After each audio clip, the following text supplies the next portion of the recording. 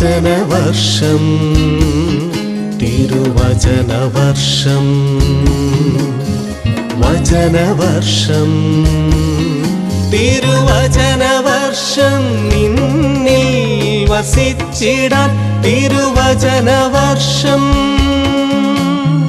നിന്നിൽ വസിച്ചിടാൻ വചനമാരി പൊഴിക്കണേ ദൈവമേ തിരുവചനമാക്കി തീർക്കണേ എന്നെയും. വചന വിചിന്തനത്തിലേക്ക് എല്ലാവർക്കും പ്രത്യേകം സ്വാഗതം. ഈശോ മിശിഹായ്ക്ക് സ്തുതിയായിരിക്കട്ടെ. ഇനിയുള്ള വചനഭാഗത്തിന് കഴിഞ്ഞ ആഴ്ചയിലെ തുടർച്ച എന്നോണമാണ് ഈ വചനഭാഗത്തെ നമ്മൾ കാണുക. പ്രവാചകന്മാരെ കുറിച്ചുള്ള ഒരു ഇൻട്രൊഡക്ഷൻ ആണ് കഴിഞ്ഞ ആഴ്ചയിലെ വചനഭാഗത്ത് നമ്മൾ കണ്ടത്. വചനങ്ങളൊന്നും നമ്മൾ എടുത്തില്ല, മറിച്ച് അതിൻ്റെ ഒരു ബാക്ക്ഗ്രൗണ്ടിലേക്ക് നമ്മൾ പോവുകയായിരുന്നു. അതിനെക്കുറിച്ചുള്ള അതിൻ്റെ ബാക്ക്ഗ്രൗണ്ടിൽ നമ്മൾ കണ്ടു. ഈ 3 പ്രധാനപ്പെട്ട കാലഘട്ടങ്ങളിൽ ഉള്ള പ്രവാചകന്മാരുടെ പ്രത്യേകതകളെ കുറിച്ചൊന്ന് അപഗ്രഥിക്കുകയായിരുന്നു. 3 പ്രധാനപ്പെട്ട കാലഘട്ടങ്ങൾ. ഇനി ഉള്ളത് ആ പ്രവാചക പുസ്തകങ്ങൾ വായിക്കുമ്പോൾ നമുക്ക് അനുഭവപ്പെടുന്ന ബ്ലോക്കുകളെ കുറിച്ച് വീണ്ടും നമ്മളൊന്ന് കണ്ടുകൊണ്ടിരിക്കുകയാണ്. രണ്ടാമതായിട്ട് നമ്മൾ കാണാൻ പോകുന്നത് ഈ പ്രവാചക പുസ്തകങ്ങൾ ഒരു പദ്യത്തിന്റെ രൂപത്തിലാണ് രേഖപ്പെടുത്തിയിരിക്കുക. എന്തിനാണ് പദ്യത്തിന്റെ രൂപത്തിലെ പുസ്തകങ്ങൾ രേഖപ്പെടുത്തിയിരിക്കുക? എടുത്തു നോക്കിക്കഴിഞ്ഞാൽ എല്ലാം തന്നെ പദ്യങ്ങളുടെ രൂപത്തിലായിരിക്കും. പദ്യങ്ങളുടെ രൂപങ്ങളുണ്ട്. അത് കൃത്യമായിട്ട് അന്ന കാലഘട്ടത്തില് ഈ പ്രവാചകന്മാർ ചൊല്ലിയിരിക്കുന്ന പദ്യങ്ങളായിരിക്കും, അല്ലെങ്കിൽ അവിടെ ഉണ്ടായിരുന്ന പദ്യങ്ങളായിരിക്കാം. കാരണം ഇത് ആളുകളുടെ മനസ്സിൽ നിന്ന് കടന്നു പോകരുത്, മാറിപ്പോകരുത്. പദ്യങ്ങൾ എപ്പോഴും, പാട്ടുകൾ എപ്പോഴും തന്നെ നമ്മുടെ മനസ്സിൽ സൂക്ഷിക്കുകയും നിരന്തരം പാടുകയും ചെയ്യുന്ന സംഗതികളാണ്. അതുകൊണ്ടാണ് ഇതിനെ പദ്യങ്ങളുടെ രൂപത്തിൽ രേഖപ്പെടുത്തിയിരിക്കുക. എന്നാൽ നറേറ്റീവായിട്ടുള്ള അല്ലെങ്കിൽ വിവരണങ്ങൾ കൊടുത്തിട്ടുള്ള ഭാഗങ്ങളും ഈ പ്രവാചക ഗ്രന്ഥങ്ങളിൽ ഉണ്ട് എന്ന കാര്യം കൂടി പ്രത്യേകം ഓർക്കുക. ഇനി ഇതിന്റെ സാഹിത്യ ശൈലി കടന്നു വന്നിരിക്കുന്ന ഒരു പ്രധാനപ്പെട്ട ആശയത്തെ ഞാൻ നിങ്ങളുടെ മുമ്പിൽ അവതരിപ്പിക്കുകയാണ്. അങ്ങനെ പറയുമ്പോൾ നിങ്ങൾക്ക് കൂടുതൽ ഈ പുസ്തകത്തെക്കുറിച്ചുള്ള ഓർമ്മകൾ നിങ്ങൾക്ക് കിട്ടും എന്നതിനെ, അല്ലെങ്കിൽ അതിനെക്കുറിച്ച് വായിക്കാൻ നിങ്ങളിത് പ്രേരിപ്പിക്കും എന്നത് സത്യമായിരിക്കും. ഇതിപ്രകാരമാണ് നമുക്ക് കാണാൻ പറ്റുന്നത്. യഥാർത്ഥത്തിൽ ഈ പുസ്തകങ്ങളിൽ പ്രൊഫറ്റിക് സിംബോളിക് ആക്റ്റുകളുണ്ട്. അതായത് പ്രൊഫറ്റിക് സിംബോളിക് ആക്ട് എന്ന് പറഞ്ഞു കഴിഞ്ഞാൽ അതിൻ്റെ അർത്ഥം നമുക്കറിയാം. പ്രവാചകന്മാരുടെ പ്രൊഫറ്റിക് സിംബോളിക് ആയിട്ടുള്ള ആക്റ്റുകൾ. അധികം സംസാരിക്കത്തില്ല പ്രവാചകൻ, മറിച്ച് ചില ആംഗ്യങ്ങളിലൂടെ അവതരിപ്പിക്കുക. ചില ആംഗ്യങ്ങളിൽ നമ്മൾ നേരത്തെ ഇതിനെക്കുറിച്ച് നമ്മളൊന്ന് കണ്ടു കഴിഞ്ഞതാണ്. പ്രത്യേകമായിട്ട് നമ്മൾ കണ്ടത് ജെറോബോവാമിന്റെ കാലഘട്ടത്തിൽ അദ്ദേഹത്തിന്റെ കൂടെ ഉണ്ടായിരുന്ന ഒരു പ്രവാചകനായിരുന്നു അഹിയ എന്ന് പറയുന്ന പ്രവാചകൻ. അദ്ദേഹം എന്ത് ചെയ്തു? ഒരു തുണിയെ 12 കീറി 10 കഷ്ണം എടുത്ത് ജെറോബോവാമിന് കൊടുത്തു.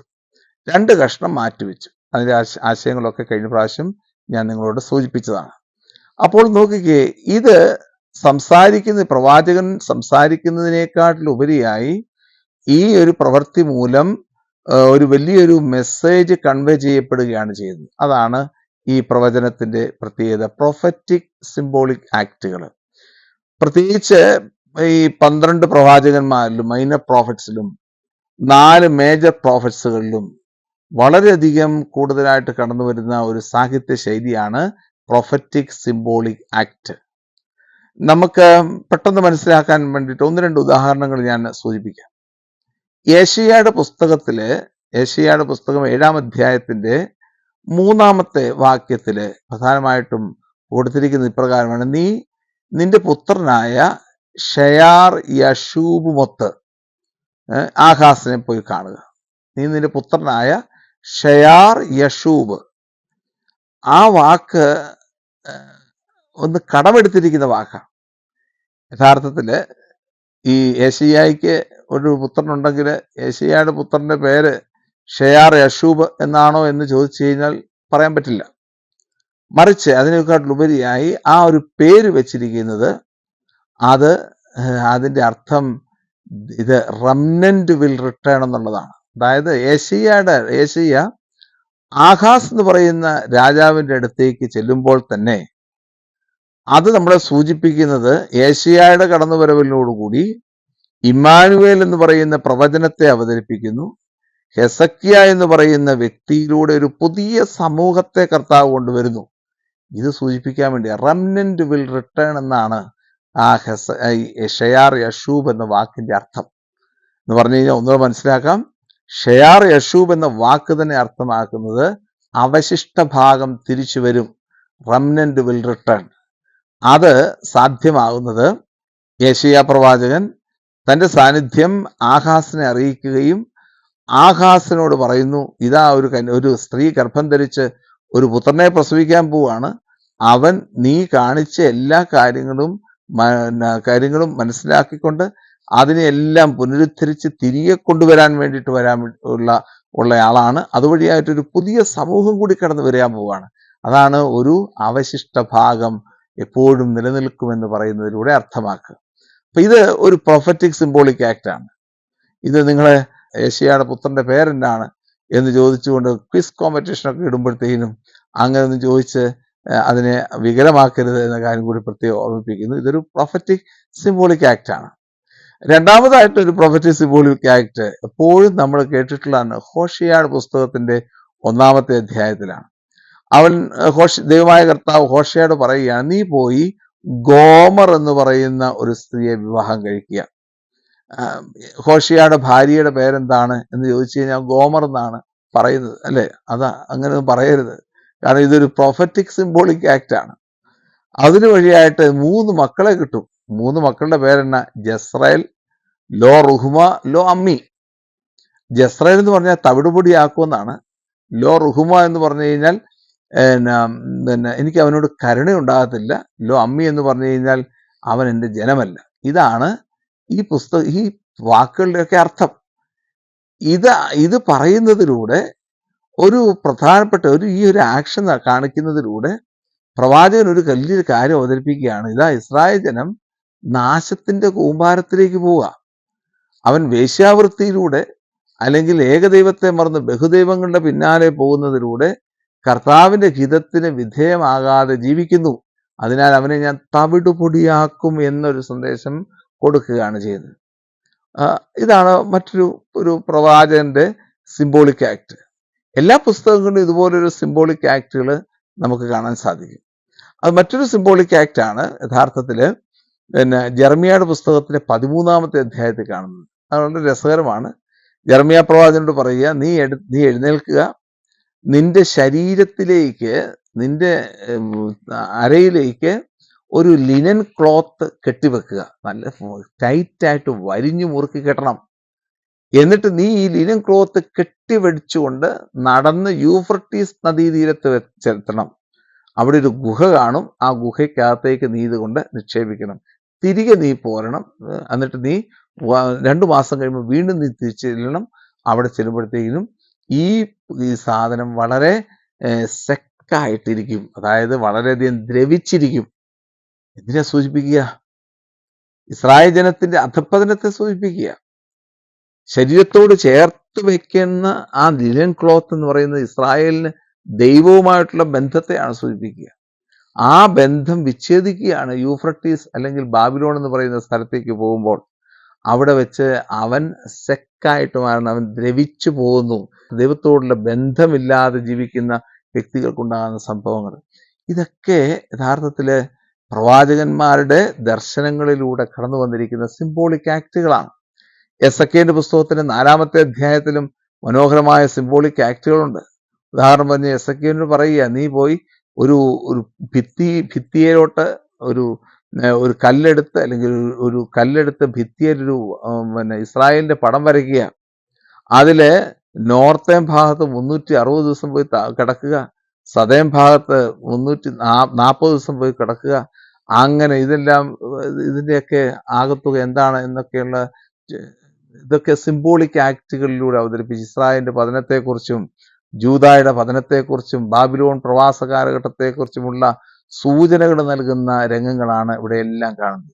ഇപ്രകാരം നമ്മൾ മുന്നോട്ട് വായിച്ചു പോകുമ്പോൾ നമുക്ക് ബുദ്ധിമുട്ടുണ്ടാകുന്ന ഒരു ഭാഗമാണ് ഇതുപോലെയുള്ള സിംബോളിക് ആക്റ്റുകളിലൂടെ പ്രവാചകൻ തന്റെ പ്രവചനത്തെ അവതരിപ്പിക്കുന്ന രീതി. അതാണ് ഒരു ബുദ്ധിമുട്ട്. അതുകൊണ്ട് മനസ്സിലാക്കേണ്ടത്, സിംബോളിക് ആക്റ്റുകളിലെ ഒരു ദൈവിക വെളിപാടുണ്ട്. ആ വെളിപാട് ഇസ്രായേലിന്റെ ചരിത്രവുമായിട്ട് ബന്ധപ്പെട്ടാണ് ഇരിക്കുന്നത്. പ്രവാചകൻ നൽകുന്ന മെസ്സേജ് ആണ് അതിൻ്റെ അകത്ത് കാരണമായിട്ട് നിൽക്കുക. മൂന്നാമത്തെ ഒരു സാഹിത്യ ശൈലിയാണ് ഓറക്കിൾസ്, അല്ലെങ്കിൽ വലിയൊരു പ്രവചനങ്ങൾ. ആർക്കെതിരെയാണ്? രാജ്യങ്ങൾക്കെതിരെ നടത്തുന്ന പ്രവചനങ്ങൾ. അത് കംപ്ലീറ്റ് ആയിട്ട്, രാജ്യത്തെ കംപ്ലീറ്റ് ആയിട്ട് നിഷ്കാസനം ചെയ്യാൻ വേണ്ടിയിട്ടുള്ള പ്രവചനങ്ങളായിരിക്കാം. അല്ലെങ്കിൽ ഈ രാജ്യം നശിച്ചു പോകും എന്ന് പറയുന്ന ഒരു പ്രവചനമായിരിക്കും. ഉദാഹരണം പറഞ്ഞാൽ ആമോസിന്റെ പുസ്തകത്തിൽ നമ്മൾ കാണുന്നത് 1-ാമത്തെ അധ്യായത്തിൽ തന്നെ പ്രധാനപ്പെട്ട 7 സിറ്റികൾക്കെതിരെ ദൈവമായ കർത്താവ് കൊടുക്കുന്ന, അല്ലെങ്കിൽ പ്രവാചകൻ കൊടുക്കുന്ന ശാപങ്ങളാണ്. നീ ഇന്ന പാപം ചെയ്തതിനാൽ നിനക്ക് ശാപമുണ്ടാകും, ശിക്ഷയുണ്ടാകും എന്ന് പറഞ്ഞുകൊണ്ട് അവനെ പറഞ്ഞു വിടുകയാണ്.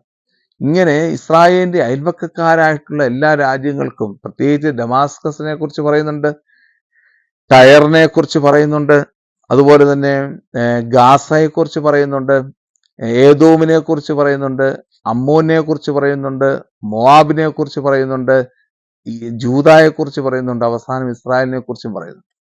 ഇങ്ങനെ പറയുന്നതിലൂടെ എന്താ സാധ്യമാക്കുന്നത്? പറയുന്നതിലൂടെ ഇസ്രായേൽ ജനത്തിന്റെ ജീവിതത്തെ ഒന്ന് മനസ്സിലാക്കി കൊടുക്കുക. നോക്കിക്കേ, ഇങ്ങനെയുള്ള ആളുകള്, തൊട്ടയിലൊക്കത്ത് കിടക്കുന്ന ആളുകള്, അവർക്കുണ്ടാകുന്ന ശാപങ്ങളും അവരുടെ ജീവിതത്തിൽ കടന്നു വന്നിരിക്കുന്ന തിന്മകളും അതുവഴിയായിട്ട് അവർക്കുണ്ടാകുന്ന ശാപങ്ങളെ കുറിച്ചുമൊക്കെയുള്ള അറിയിപ്പ് പറഞ്ഞതിന് ശേഷം പറയുകയാണ്, നീ ഇതുപോലെ ജീവിച്ചു കഴിഞ്ഞാൽ നിനക്കും നാശമുണ്ടാകും. അങ്ങനെ ഒരു മുന്നറിയിപ്പാണ് കൊടുക്കുന്നത്. അതുമാത്രമല്ല, യഥാർത്ഥത്തിൽ കുറച്ച് കഴിയുമ്പോൾ നമ്മൾ അതിനെക്കുറിച്ച് പഠിക്കും, ആഴമായിട്ട് പഠിക്കും. ഇത് മാത്രമല്ല, ഇങ്ങനെ ഓറക്കിൾസ് കൊടുക്കുന്നതിലൂടെ ഈ രാജാക്കന്മാർക്ക്, അല്ലെങ്കിൽ ഈ ദേശത്തുള്ള രാജാക്കന്മാരും ദേശവാസികളുമൊക്കെ ദൈവത്തിന്റെ മക്കളാണ്. കാരണം ഇവരൊക്കെ എങ്ങനെ ഉണ്ടായെന്നുള്ളത് നമുക്കറിയാം. പ്രത്യേകിച്ച് ഏദോം ആരാണ്? ഏസാവാണ്. മോവാബ്, അമ്മോൻ ഇവരാരാണ്? ഇവര് ലോത്തിന്റെ മക്കളാണ്. അതുപോലെ തന്നെ മറ്റ് രാജ്യങ്ങള്, കാനാന്യര്, ഈജിപ്തുകാര് ഒക്കെ ഈ നോഹയുടെ മക്കളാണ്. കാനാന്യര്, ഈജിപ്ത്, കുഷ്, എത്യോപ്യ ഇവരൊക്കെ നോഹയുടെ മക്കളായ ഷേം, ഹാം, യാഫത്തിന്റെ പിൻതലമുറക്കാരാണ്. അപ്പൊ ഇവരെല്ലാം തന്നെ ഒരു കുടുംബത്തിൽപ്പെട്ടവരാണ്. ഇവർക്ക് കൊടുക്കുന്ന ശിക്ഷയിലൂടെ ഏകദൈവമായ കർത്താവിനെ അറിയാത്ത ഈ ജനത്തിന് കൊടുക്കുന്ന ശിക്ഷയിലൂടെ ദൈവം ആരാണെന്ന് മനസ്സിലാക്കി കൊടുക്കുന്നതും, അതുവഴിയായി ദൈവത്തെ ആരാധിക്കാൻ വേണ്ടി ഇസ്രായേൽ ജനത്തെ ഒപ്പം തന്നെ മറ്റുള്ളവരെ ഒക്കെ ഒരുക്കുന്നതുമാണ് ഈ വിശുദ്ധ ഗ്രന്ഥ ഭാഗങ്ങളാണ് നമ്മളിവിടെ കാണുന്നത്. അതുകൊണ്ട് ഓറക്കിൾസ് അഗൻസ്റ്റ് നേഷൻ, രാജ്യങ്ങൾക്കെതിരെയുള്ള പ്രവചനങ്ങള് രണ്ട് വശങ്ങളുണ്ട്. ഒന്ന് ഇസ്രായേലിനെ മനസ്സിലാക്കി കൊടുക്കാൻ വേണ്ടി, 2 ബാക്കിയുള്ള ദേശങ്ങളും ഈ ഇസ്രായേൽ സമൂഹത്തിലേക്ക് ചേർന്ന് ഏകദൈവത്തെ മഹത്വപ്പെടുത്താൻ വേണ്ടിയിട്ടുള്ള ഒരു ശിക്ഷണമാണ് എന്നതാണ് ഉദ്ദേശിക്കുക. അതുപോലെ തന്നെ ഓറക്കിൾസ് ഓഫ് സാൽവേഷൻ, പ്രവചനങ്ങൾ, അതായത് രക്ഷയെക്കുറിച്ചുള്ള പ്രവചനങ്ങളുണ്ട്. അത് വളരെ രസകരമാണ്. ഇസ്രായേലിനെ നാശത്തിലേക്ക് മാത്രമല്ല, നീ നശിച്ചു പോകും എന്ന് മാത്രമല്ല യഥാർത്ഥത്തിലെ പ്രവാചകൻ പറയുന്നത്, രക്ഷയിലേക്ക് കൊണ്ടുവരിക. ഇസ്രായേലിൽ കാണുന്ന എല്ലാ തെറ്റുകളെക്കുറിച്ചും കുറ്റങ്ങളെക്കുറിച്ചും പ്രവാചകൻ വാചാലനായിട്ട് സംസാരിക്കുന്നുണ്ട്. ഭയങ്കരമായിട്ട് അതിശക്തമായ രീതിയിൽ അദ്ദേഹം പ്രവചിക്കുന്നുണ്ട്. പക്ഷെ ഒപ്പം തന്നെ പറയുകയാണ്, ഇസ്രായേലെ നീ തിരിച്ചു വരണം, തിരിച്ചു വന്നാൽ നിനക്ക് രക്ഷ തന്നെ ഉണ്ടാകും. വളരെ മനോഹരമായിട്ടൊരു ഒരു സീനാണ് യഥാർത്ഥത്തിൽ ആമോസിന്റെ പുസ്തകം 3-ാം അധ്യായം 12-ാമത്തെ വാക്യം നമുക്ക് നൽകുന്നത്. വളരെ മനോഹരമായൊരു സീന്. ഇതിപ്രകാരമാണ്. ആ സീൻ മനസ്സിലാക്കി കണ്ടു കഴിയുമ്പോൾ തന്നെ എങ്ങനെയാണ് ദൈവം ഇസ്രായേലിനെ രക്ഷിക്കുന്നത് എന്ന് നമുക്ക് മനസ്സിലാക്കാൻ പറ്റും. ഇങ്ങനെയാണ് പറയുന്നത്, സിംഹത്തിന്റെ 3-ാം അധ്യായം, ആമോസ് 3:12, സിംഹത്തിന്റെ വായിൽ അകപ്പെട്ടു പോയ ആട്ടിൻകുട്ടിയെ രക്ഷിക്കാൻ വേണ്ടി ആട്ടിടയൻ എന്ത് ചെയ്യും? അതിൻ്റെ വായിലേക്ക് കൈയിട്ട് അതിൻ്റെ ഉള്ളിൽ നിന്ന് ആടിൻ്റെ ചെവി അല്ലെങ്കിൽ കാല് പിടിച്ചു വലിക്കുന്നത് പോലെ ഇസ്രായേലെ ഞാൻ നിന്നെ രക്ഷിക്കും. ആരാണ് ഇവിടെ ലയൺ അല്ലെങ്കിൽ സിംഹം? അത് അസീറിയാണ്. ആരാണ് ഈ ആട്? ഇസ്രായേലാണ്. ആ അസീറിയയുടെ കൈകളിൽ നിന്ന് ഇസ്രായേലിനെ ഞാൻ പിടിച്ചു വലിക്കും എന്നതിൻ്റെ ഒരു മുന്നാസ്വാദനം കൊടുക്കുന്ന രംഗമാണ് ഇങ്ങനെയുള്ള പ്രയോഗങ്ങളിലൂടെ, ഓറക്കിൾസ് ഓഫ് സാൽവേഷനിലൂടെ കാണുന്നത്. അതുപോലെ തന്നെ ഹോശിയായുടെ പുസ്തകത്തിലെ 3-ാം അധ്യായം 5-ാമത്തെ വാക്യത്തിൽ വലിയൊരു ഓറക്കിൾ ഓഫ് സാൽവേഷൻ കാണുന്നുണ്ട്. They all will return. ആരൊക്കെയാണ്? Sons of Israel will return. പല സ്ഥലങ്ങളിലായിരുന്ന ഇസ്രായേൽ ജനം ബാബിലോൺ പ്രവാസത്തിലേക്ക് അല്ലെങ്കിൽ അസീറിയൻ പ്രവാസത്തിലേക്ക് പോയ ഇസ്രായേൽ ജനം, ഏകദൈവത്തെ മറന്ന് ബഹുദൈവങ്ങളുടെ പിന്നാലെ വർഷങ്ങളോളം പോയ ഇസ്രായേൽ ജനം അവരെന്താ ചെയ്യുന്നത്? തിരിച്ചു വരും.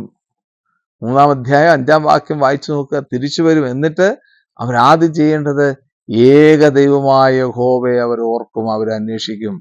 രണ്ടാമത് ദാവീദ് എന്ന് പറയുന്ന രാജാവിനെ അവർ ഓർക്കും, അല്ലെങ്കിൽ അവർ ആ രാജ്യത്വത്തിലേക്ക് ലയിക്കും. ഇങ്ങനെ ഓറക്കിൾസ് ഓഫ് സാൽവേഷൻ എന്ന് പറയുന്ന ആ ഒരു അനുഭവത്തെ ഇവിടെ നമുക്ക് തരുന്നതിലൂടെ, ഈ പ്രവാചക പുസ്തകങ്ങളിലൂടെ തരുന്നതിലൂടെ നമുക്ക് കൂടുതലായിട്ട് ഈ പുസ്തകത്തെ സ്നേഹിക്കാൻ പറ്റണം. കാരണം ഈ പുസ്തകത്തിലൂടെ നാശത്തിന്റെ കാര്യം മാത്രമല്ല തരുന്നത്, മറിച്ച് ഇത് സ്നേഹിക്കാൻ, ശക്തി കിട്ടാൻ, തിരിച്ചു വരാനുള്ള ഒരു പ്രേരണ കൂടി നൽകുന്ന ഒരു പുസ്തകമാണ് യഥാർത്ഥത്തിൽ ഈ പ്രവാചക ഗ്രന്ഥങ്ങൾ എന്ന് പറയുക. ജെറമിയായുടെ പുസ്തകത്തെ നമുക്ക് മനസ്സിലാക്കാം. ഇടിച്ചു തകർക്കാനും തകിടം മറിക്കാനും തല്ലിപ്പൊട്ടിക്കാനും അതുപോലെ തന്നെ നട്ടുപിടിപ്പിക്കാനും പണിതുയർത്താനും ഉണ്ടോ. ആ 6 പ്രധാനപ്പെട്ട വെർബുകൾ അവിടെ ഉപയോഗിച്ചിട്ടുണ്ട്. ജെറമിയായുടെ 1-ാമത്തെ അധ്യായത്തില് 6 വെർബുകൾക്കുള്ളിൽ 4 വെർബുകളും നാശത്തിന്റെ വെർബുകളാണ്.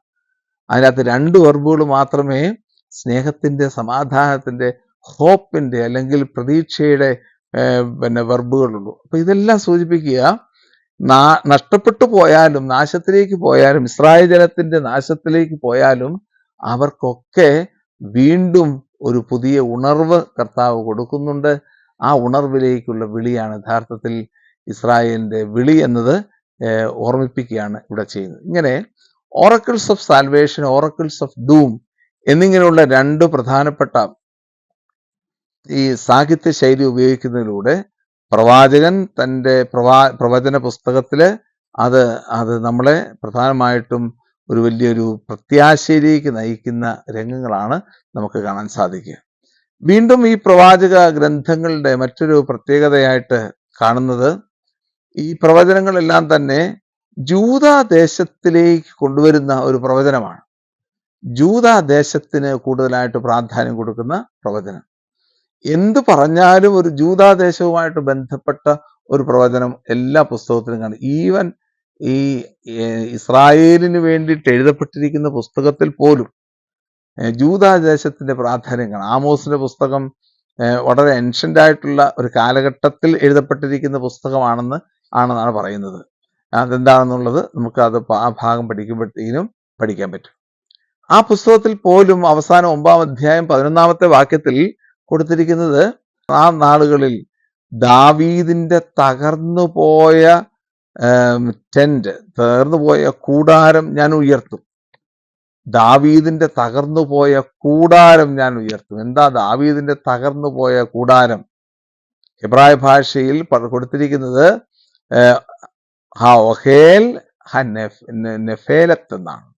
ഹഓഹേൽ ഹനെഫേലത്ത്, തകർന്നുപോയ ദാവീദിന്റെ കൂടാരം. ഒഹേൽ എന്നുള്ള വാക്ക ഉപയോഗിച്ചിരിക്കുന്നത്. കാരണം അത് ജെറുസലേമാണ്.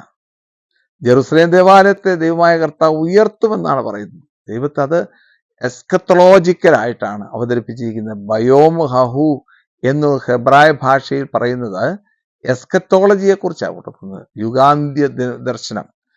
ബയോം ഹഹു എന്ന് പറഞ്ഞു കഴിഞ്ഞാൽ ഓൺ ദാറ്റ് ഡേ.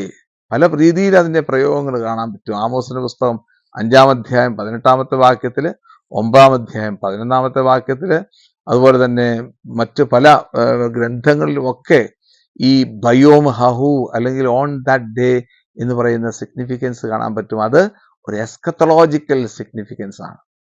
അത് ഇസ്രായേലിന്റെ ഇനി വരാൻ പോകുന്ന ഒരു മഹത്വത്തെ കുറിച്ച് പ്രതിപാദിക്കുന്ന ഭാഗമാണ്.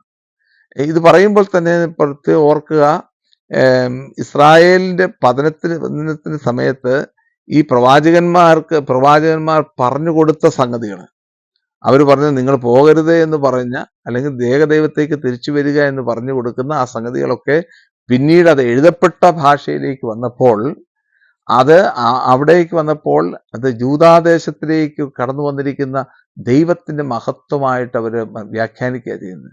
എസെക്കിയേലിന്റെ പുസ്തകത്തില് ഇതൊക്കെ വളരെ മനോഹരമായിട്ട് എവിഡന്റ് ആയിട്ട് നിലനിൽക്കുകയാണ്, ജൂദാദേശത്തിന്റെ മഹത്വം. അതുപോലെ ഏശയ്യായുടെ പുസ്തകത്തിന്റെ 60-ാമത്തെ അധ്യായത്തിന്റെ 1-ാമത്തെ വാക്യത്തില് ഇപ്രകാരമാണല്ലോ കൊടുത്തിരിക്കുന്നത്: വാഗ്ദാന ദേശത്തേക്ക് തിരിച്ചു വരാൻ വേണ്ടിയിട്ട് ഒരുങ്ങുന്ന ഇസ്രായേൽ ജനം അവരുടെ യാത്ര ഏകദേശം ജെറുസലേം ദേവാലയത്തോട് ജെറുസലേമിലേക്ക് അടുത്തപ്പോൾ അവർ വന്ന് പ്രാർത്ഥിക്കുകയാണ്, കൂമി ഊറി കിബാറേഹ ഷൈൻ, അല്ലേ, arise shine, for your light has come, the glory of God has come. ദൈവത്തിന്റെ മഹത്വം കടന്നു വന്നിരിക്കുക, അതുകൊണ്ട് നീ ഉണരുക, പ്രശോഭിക്കുക, ദൈവത്തിന്റെ മഹത്വം കടന്നു വരാൻ പോവുകയാണ്. ഇങ്ങനെ ഒരു വലിയൊരു ഫ്യൂച്ചറിസ്റ്റിക് ആയിട്ടുള്ള യുഗാന്ത്യോന്മുഖതയ്ക്ക് പ്രാധാന്യം കൊടുത്തുകൊണ്ടുള്ള ഒരു പ്രവചന ശൈലിയാണ് യഥാർത്ഥത്തില് ഈ പ്രവാചക ഗ്രന്ഥങ്ങളിലൊക്കെ കടന്നു വന്നിരിക്കുക. അതുകൊണ്ട് നമുക്കിത് മടുക്കത്തില്ല വായിക്കുമ്പോൾ. ഓരോ ഭാഗങ്ങൾക്ക് ശേഷവും ഓരോ യുഗാന്ത്യത്തെ കുറിച്ചുണ്ട്. മിക്കായുടെ പുസ്തകത്തിൽ നല്ല രസകരമായിട്ടാണ് രേഖപ്പെടുത്തിയിരിക്കുന്നത്. 1-2 അധ്യായങ്ങള്, 1-ാമത്തെ അധ്യായം മുഴുവനും 2-ാമത്തെ അധ്യായത്തിന്റെ സമാപനം വരെയും നാശത്തെക്കുറിച്ചും ജീവിതത്തിൽ കടന്നു വന്നിരിക്കുന്ന സോഷ്യൽ ഇൻജസ്റ്റിസിന് കർത്താവ് കൊടുക്കുന്ന ശിക്ഷയ്ക്കെ കുറിച്ചും ഒക്കെ പറഞ്ഞതിന് ശേഷം 2-ാമത്തെ അധ്യായത്തിന്റെ സമാപനത്തിൽ ഒരു ചെറിയൊരു പ്രത്യാശ കൊടുക്കുക. വീണ്ടും ആ പ്രത്യാശ നഷ്ടപ്പെട്ടു പോവുകയാണ് 3-ാമത്തെ അധ്യായത്തിലേക്ക് വരുമ്പോൾ.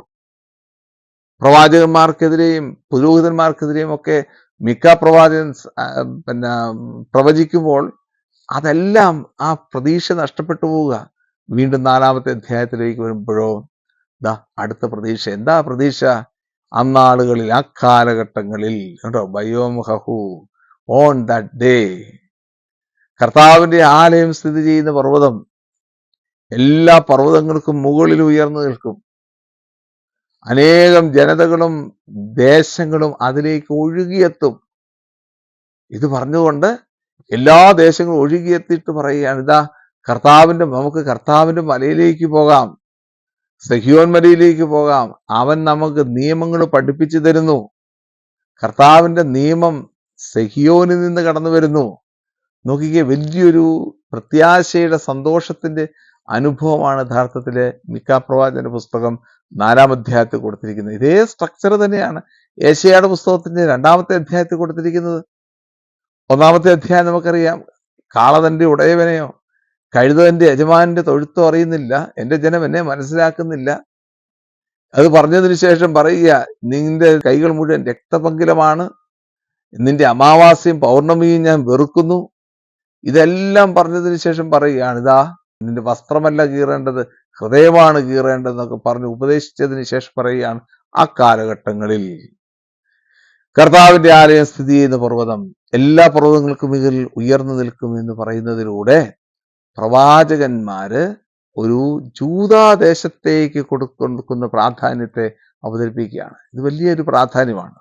കാരണം ബൈബിളിന്റെയൊക്കെ പൂർണ്ണത എന്ന് പറയുന്നത്, ബൈബിളിന്റെ പൂർണ്ണത എല്ലാറ്റിനെയും ജൂദാദേശത്തേക്ക്, ജെറൂസലേമിലേക്ക് സന്നിവേശിപ്പിക്കുക, കൊണ്ടുവരിക എന്നുള്ളതാണ് ബൈബിളിന്റെ പൂർണ്ണത എന്ന് പറയുന്നത്. അതാണ് യഥാർത്ഥത്തില് അബ്രാമിന് കൊടുക്കുന്ന വാഗ്ദാനം. നിന്നെ ഞാൻ എല്ലാ ജനതകളുടെയും പിതാവാക്കും, നിന്നിലൂടെ നിന്റെ പേര് ഞാൻ മഹത്വപ്പെടുത്തും, നിന്നെ അനുഗ്രഹിക്കുന്നവരെ ഞാനും അനുഗ്രഹിക്കും, നിന്നെ ശപിക്കുന്നവരെ ഞാനും ശപിക്കുമെന്നൊക്കെ പറഞ്ഞുകൊണ്ട് ഒരു പുതിയൊരു ഒരു ഒരു സംഭവത്തെ എല്ലാറ്റിലും, എല്ലാവരിലൂടെയും, എല്ലാ ദേശങ്ങളിലൂടെയും കർത്താവിന്റെ മഹത്വം ജെറുസലേമിലേക്ക് കടന്നു വരുന്ന രംഗത്തെയാണ് അവതരിപ്പിച്ചിരിക്കുന്നത്. ഇതൊക്കെയാണ് യഥാർത്ഥത്തില് ഈ പ്രവാചകന്മാരുടെ പുസ്തകങ്ങളുടെ പ്രത്യേകതയായിട്ട് നിലനിൽക്കുന്നത്. അതുകൊണ്ട് പ്രവാചകന്മാരുടെ പുസ്തകം വായിക്കുമ്പോൾ യഥാർത്ഥത്തിൽ ഈ പ്രത്യേകതകൾ, പ്രത്യേകിച്ച് ഈ ജൂദാദേശത്തിന്റെ പ്രാധാന്യത്തെ മനസ്സിലാക്കിക്കൊണ്ട് നിൽക്കുന്ന ഒരു പ്രത്യേകതകളിലേക്ക് നമ്മൾ കടന്നു വരേണ്ടത് അത്യാവശ്യമാണ്. ഇത് എസെക്കിയേലിന്റെ പുസ്തകത്തെ ജൂദാദേശത്തിന്റെ പ്രാധാന്യം മനസ്സിലാക്കാൻ വേണ്ടിയിട്ട് 48-ാമത്തെ അധ്യായത്തിലേക്ക് പോകുമ്പോഴത്തേക്ക് നമുക്ക് കാണാൻ സാധിക്കും.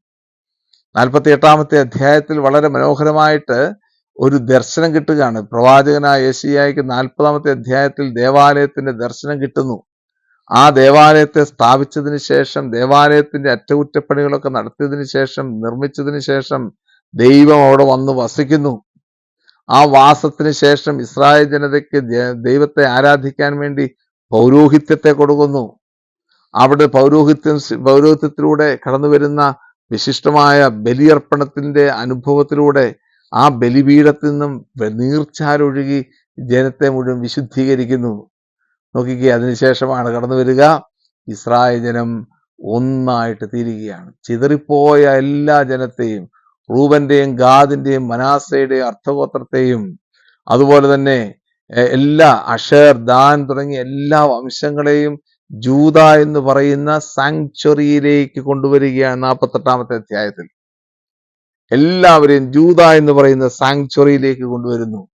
8 മുതൽ 22 വരെയുള്ള വാക്യങ്ങൾ എടുത്തു നോക്കിക്കഴിഞ്ഞാൽ ജൂദ എന്ന് പറയുന്ന ദേശത്ത് ഉണ്ടാക്കുന്ന ഒരു സാങ്ച്വറി അല്ലെങ്കിൽ ഒരു ബലിപീഠം, തെറുമ എന്ന് ഹെബ്രായ ഭാഷയെ പറയും, തെറുമ, അവിടേക്ക് ഈ ജനത്തെ മുഴുവനും ഒന്നിച്ചു നിർത്തിക്കിട്ട് അവസാനം പറയുകയാണ്, അദോണായി ഷമ്മ, കർത്താവ് അവിടെയുണ്ട്.